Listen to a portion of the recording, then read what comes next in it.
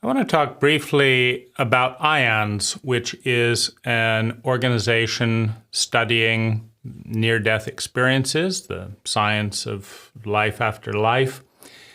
And first of all, just thank the tremendously courageous, wonderful people involved with this organization for sharing their stories.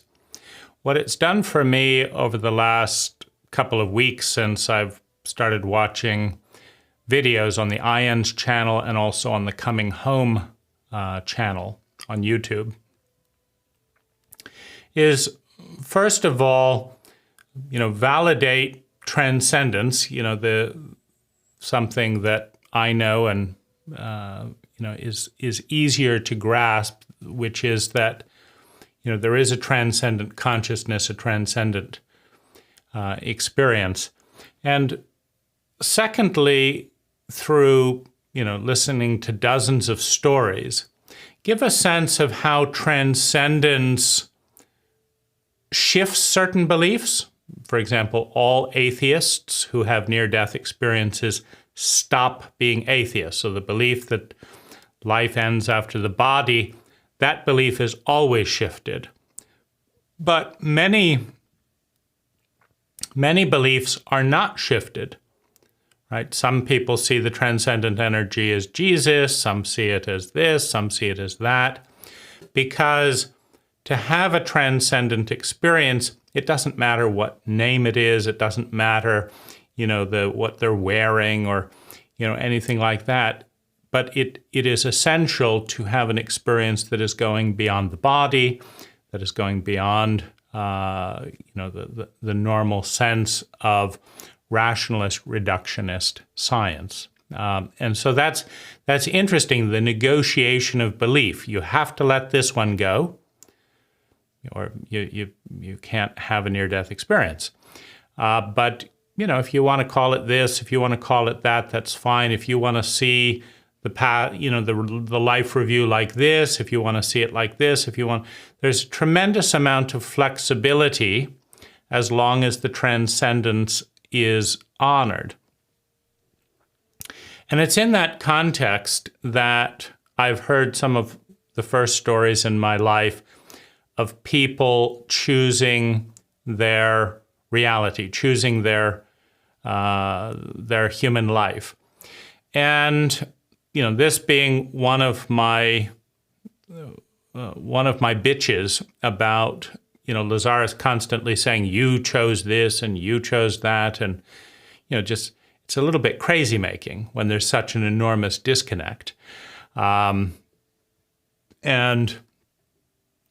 so here are so there's maybe, I would say, 5% of people talking about their near-death experiences are referencing a choice, right? A choice to have a human experience versus not have a human experience, a choice to have this kind of human experience versus that.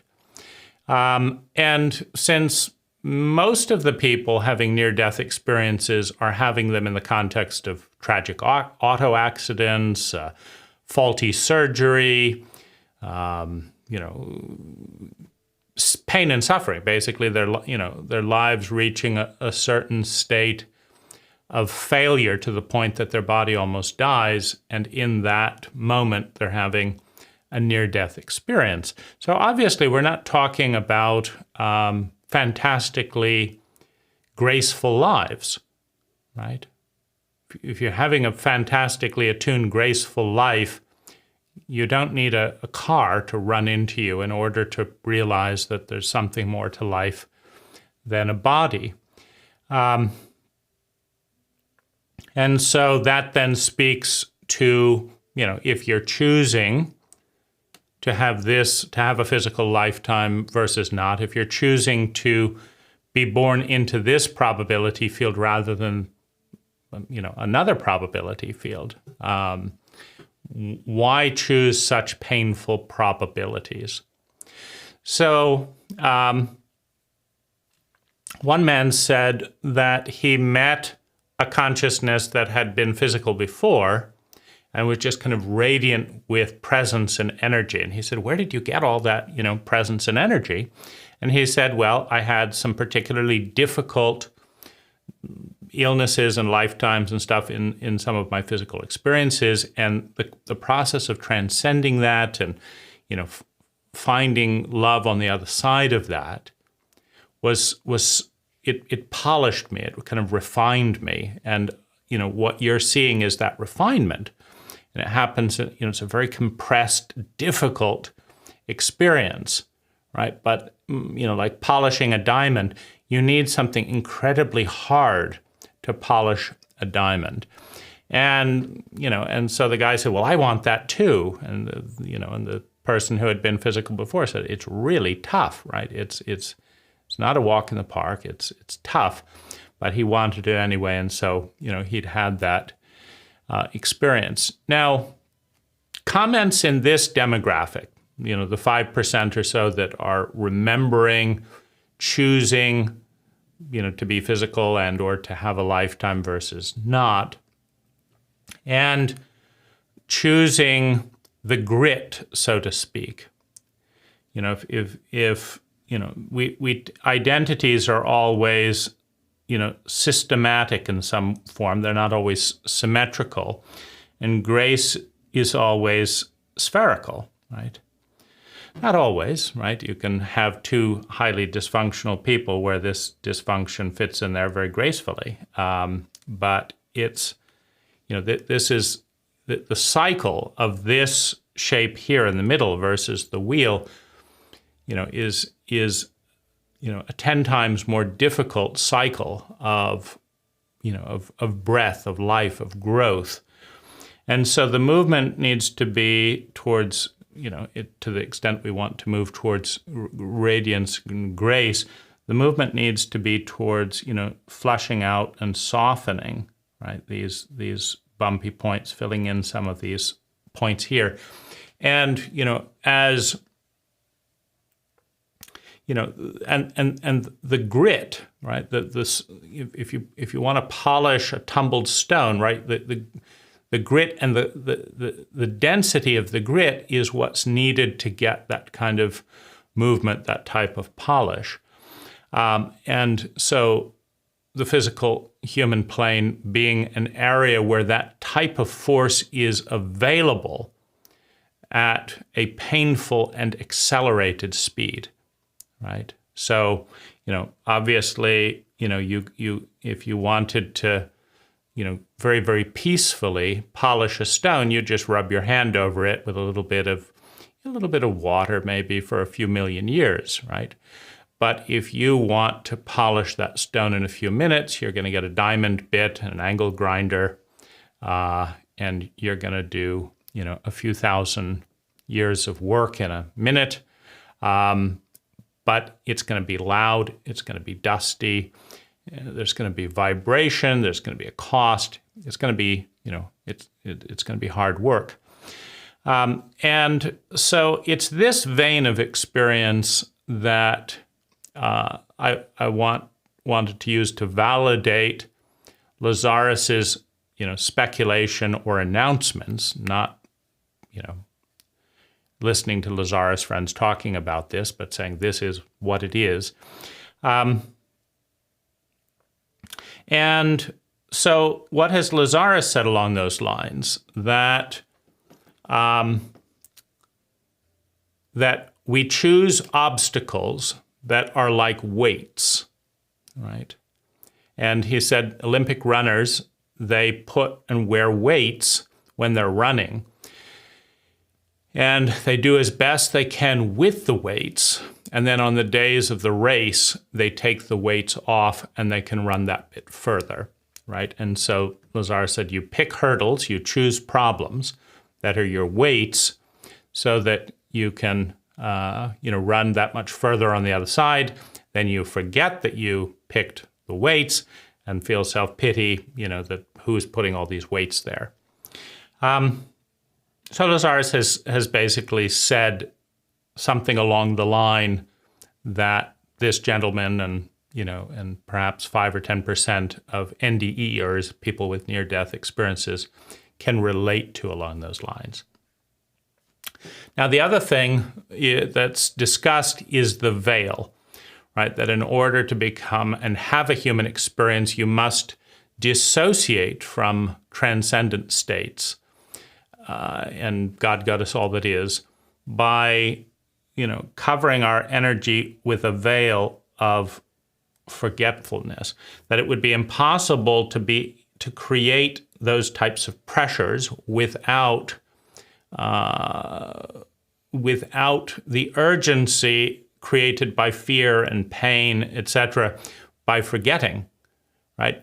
Because, if a car is coming at you and you say, oh, my kids are going to die, and go to I can't wait till they die, right? They're going to be up there, and what am I doing down here? All my friends are up there, and it's way more interesting. It's more dimensional. It's more color. It's just, what am I doing down here? It's like, I'll just twiddle along down here because, frankly, I'll just commit suicide. I mean, it's just so much nicer, in that state up there. My landlord is threatening to sexually harass me if I don't pay. What a joke. You can't create pressure in the space of grace, in the space of it's all going to be wonderful no matter what, and it's all perfectly fine. And, there's no stress to polish, right? If you want to polish and get that force, right, you need a veil to create fear, to create pain, to create longing, to create desire, right? That it just isn't there when everything's perfect the way it is. So the veil is a necessary stage in the incarnation process to create the polish, or the pressure to polish what is coming in to be worked on, right? So that's basically Lazaris's. Well, Lazaris doesn't talk about that. The NDEs talk about the veil, why the veil is necessary, and all of that. So I think that is a decent narrative, right? It's in language, so all language is lies. It's, of course, vastly incomplete, vastly simplified, and it may or may not represent, the whole picture, right? Because this is coming through as a theme for a minority of people who have had near-death experiences with tragedies that lead them to have near-death experiences.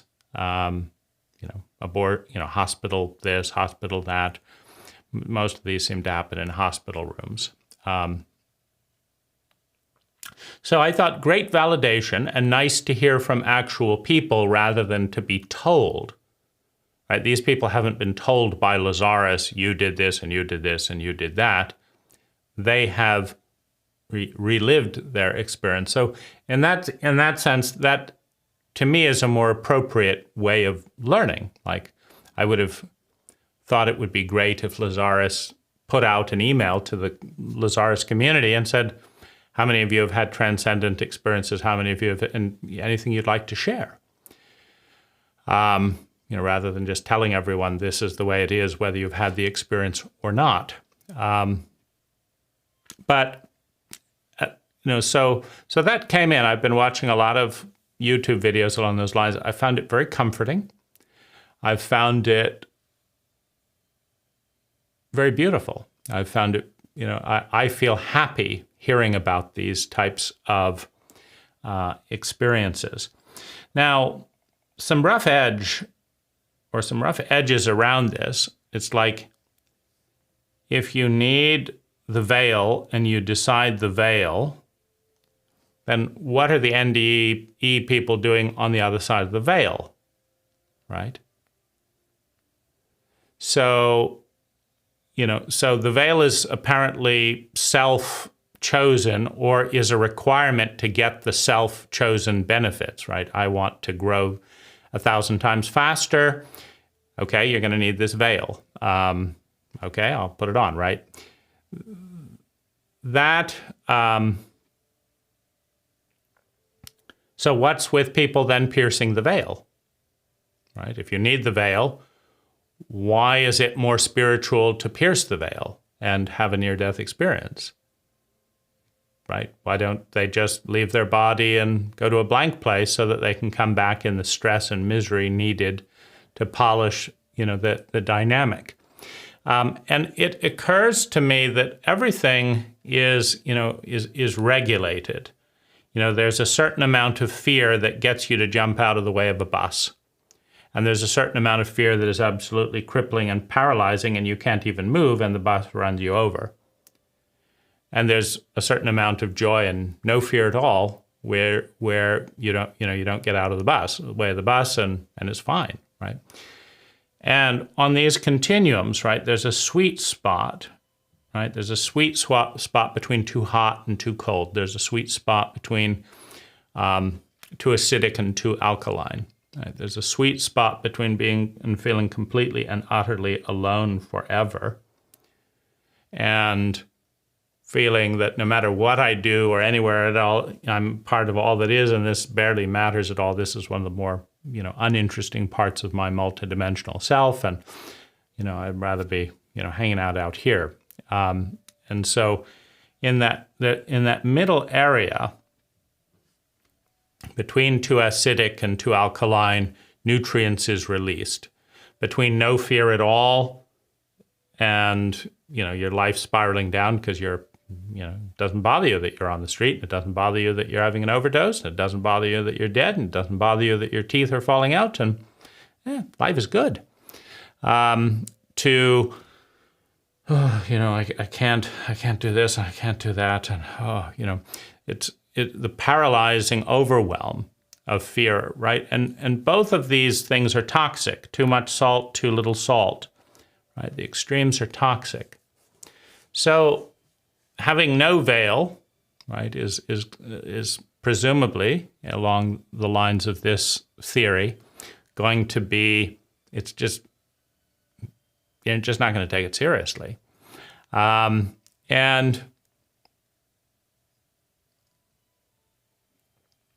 I think of that in terms of,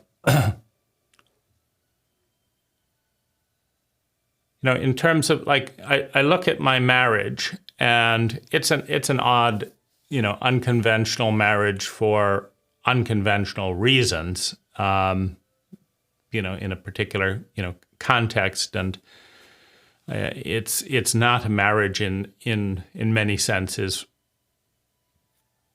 as a result, but nonetheless, telling my wife, this is not good. This is hurting you, me, and us, and nothing happens, right? And it's like, I thought that was important, right? But no, right? Nothing happened. So, okay, I don't want a relationship where, you and me and us are being hurt with no response and no interest of doing anything about that.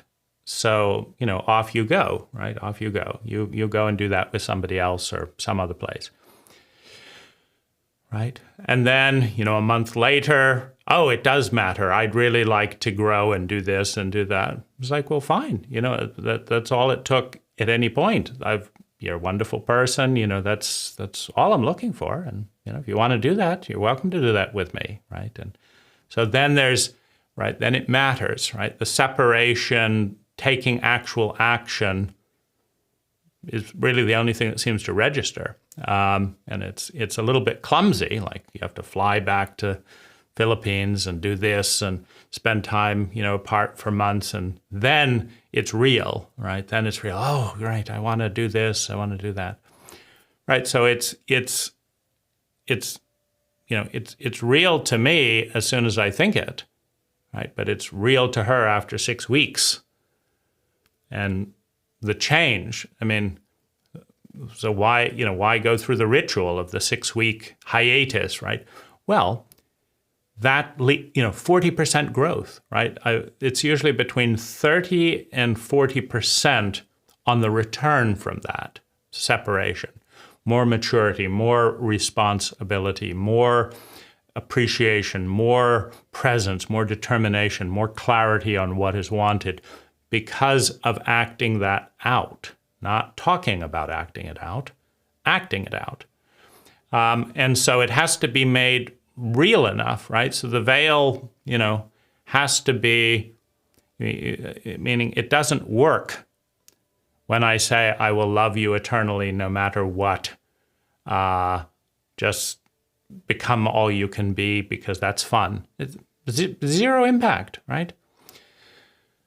You have to do this, this, and this, and this, or we're spending an indefinite period of time apart, right? Oh, right, okay, we've got to do this and do this, right? And as odd as that feels and, whatever, I've explored the avenues and that's what works, right? And of course, who doesn't want to spend time with someone who's just had a 40% growth spurt, right? I do, right? And so it's a ritual that leads to growth and development if it's enacted at a certain density, right? It has to be real that we may never, connect again. That has to be an option, right? It has to be real that there are, potential probabilities here that open up here, and by doing it, right? And, as sad and at times lonely as I feeling like, I've got to, enact these little rituals in order so that we're both happy, right? Because she's 40% happier as soon as she grows 40%. And I'm 40% happier that I'm with a happier person. So like everyone wins, but it's kind of, it's not a fun ritual to say this isn't good enough, right? You lied about this, you did this. No, cut it out. I'm sick of it, right? That's it, right? So off you go. Stay as long as you want, do whatever, meet anyone you want to meet, right? I'll be looking at, what I can grow and then, a month, 6 weeks later, right? Deciding, well, if you're going to be like this and this and this, well, that's, I haven't found something better than this, so let's connect. It seems like it's kind of in that boundary. Like, I was annoyed when eternal love and peace and joy and trying to be helpful and kind had a debilitating effect. It's like you were growing so much when I was just a mentor and here, and that was, you're just doing this, and then now you got all this space and ease, right? And I'm right, and you're not growing at all. Well, this is so boring. Like, well, why do it? Why not do it the other way? Why not speed up the growth? I don't know, right? It just doesn't work. And so, in that sense, right?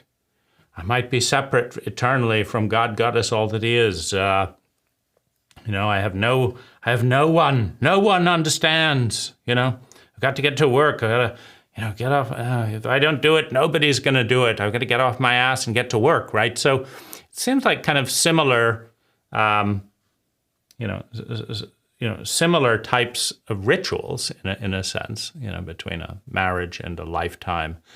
A birth and a death, a challenge. So all I can say is it works, like if I want our relationship to grow, and we're doing it consciously this time, right? So rather than a big ordeal and, tantrum, it's like, you go and spend 6 weeks, go spend 6 weeks with people you love apart.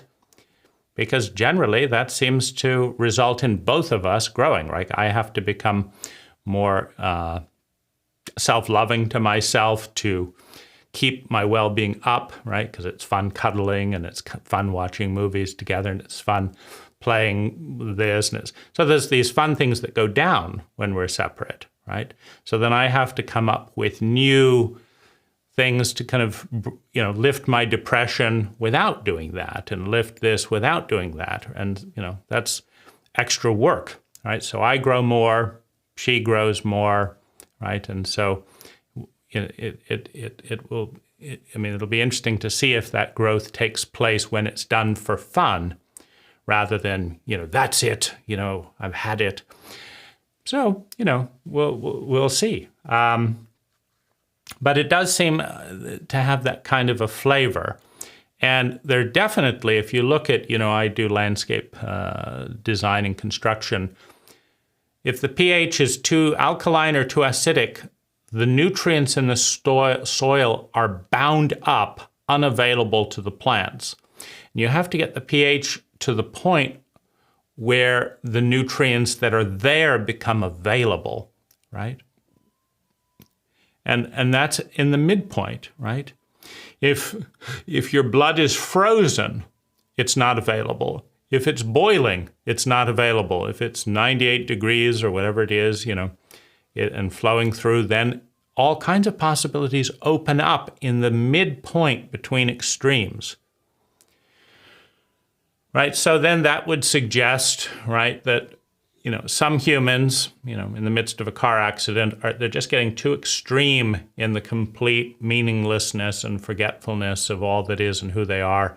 And they need to have a little medicine, a little reminder of what life is about and all that before going back into the hell, so that they reach that sweet point where nutrients is released, right? And so that would then be consistent with people like Lazaris, giving a light dose of that, right? You chose this is this, you have a larger plan, you have a larger purpose, it doesn't sound like anything to me. It's like, what plan? What purpose? It's not much of a dose for me. So you say, Lazaris, right? As this goes wrong and this goes wrong and your techniques don't work. And it's like, well, so much for the larger plan. But, so that's because the obvious thing is, if it's so important to forget, what are all these spiritual teachers waking you up? You could just release the veil and you'd have it, right? So don't put the veil on if it's so important to get the veil off. Just don't put it on in the first place. Be aware. It's easy. Just take the veil off. But but having moments of veillessness or stories of veillessness while wearing the veil, can provide guidance under this kind of heavy load of separation and all of that. So, so generally, I would say a positive movement validating or correlating with what Lazaris has been saying has entered my life in the form of ions and near-death experience, and I'm enjoying it immensely. And these are my thoughts about it.